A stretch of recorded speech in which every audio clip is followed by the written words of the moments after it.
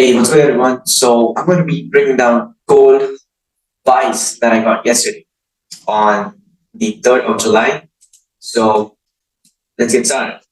So, like we see over here, gold was pretty much nice and bullish. We actually broke above the series of these lower highs, lower lows, and then, we kind of, pushed really nice and bullish to the top side. We had, a pullback being formed during the London session. And then it was pre New York session where we had this nice bullish candle, breaking to the top side. This was insane. I actually wanted to get on this move actually, to be honest, but it was out of my it was early. It was pretty much early for me. So I actually get on any of my setups during peak New York session. So what happened here was, we had nice little push happening over here. You know, let's Yeah. So when this thing really, showed up, I couldn't really, take any sort of an impulse entry in this area over here until and unless we have this candle closed. We have the next candle. We have the next candle, show us what it's trying to do. And then we're going to decide on the next candle, right? So the next candle, pretty much came down. Nice retest of this area going down on the 5 minute. You can, I don't know why it's lagging. Yeah. Yes, we have a nice little retest. Retests are not so clean every time, but when they are, you need to execute on. So getting back on the 15 minute, we had this candle pretty much coming down, breaking the lows of the previous 15-minute candle. So I was still not on the trade yet. So I kind of sat back and thought about it that if we broke this low over here and the candle closed, so indecisive, then we have a very, very, very high potential that what price could eventually do is, create a wick to the top side and then come all the way down. This would be a bearish candle. Yeah, it would be something like this.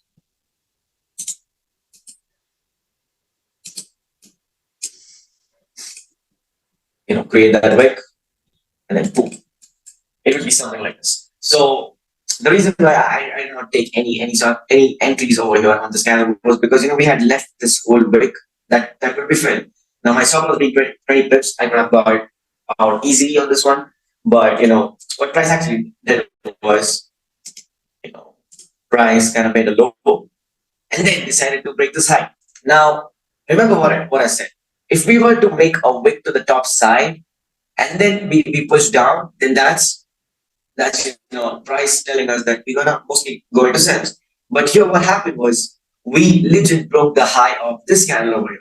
Now if we were to go down from here, then we would definitely respect this high, right? We would respect this high and then went all the way back down, all the way into the zone, pulling back, stuff like that. So that would really happen.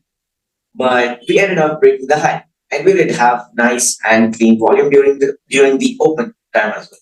So I did hop on an entry over here as soon as I saw this. So now I have everything set up in Confluence, right? We have the bullish market structure, we have the break happening to the top side, we have the break above the resistance that I wanted. We had a retest, we have the impulse entry over here. And now what do? We just sit back and wait. We had ISM manufacturing PMI at 10 a.m. So I was kind of spectacle on this one, right? So yeah, let's just see what happens. Price got me into a little drawdown, played out on my entry, and then the push, and then boom. The news actually was negative. The news was negative, so my TP was 70 pips. Yeah, but my TP was 70 pips. So we actually ended up hitting TP. Really nice. So as you can see, land really well. All the confluences were there.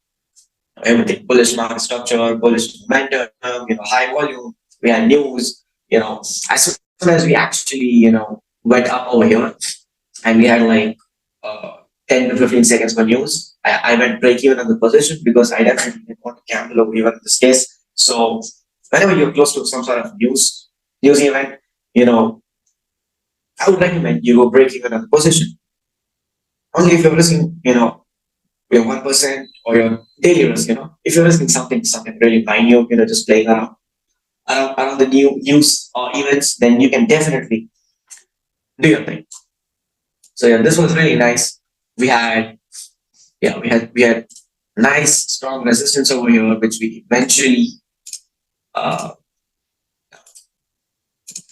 eventually rejected from here.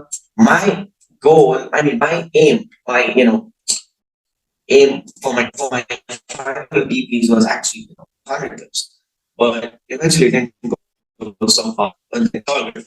The final DP was hit. My runners got out at break even. So yeah, that's how the cookies come. We came all the way back down, break even hit. But still, we made freaking how much? We made 3.5 RR on this trade. 3.5 RR, it was like crazy. How much time did we wait for this? 15, 30, 45 minutes.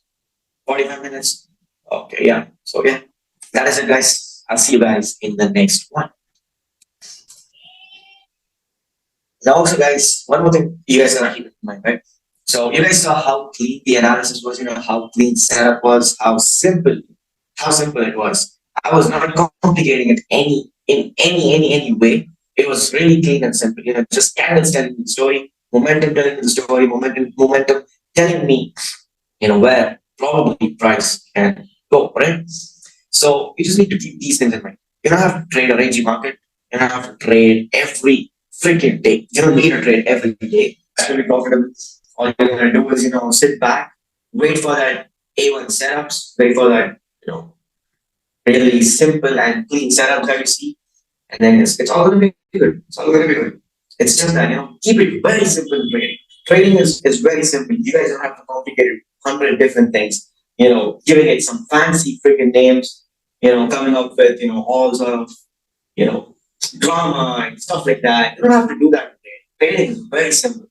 The more you're going to complicate it, the more it's going to be a hellhole for you in trading. So this is what I learned in the previous years, and I'm just forwarding it to you guys. So all good. I'm going to see you guys in the next breakdown video.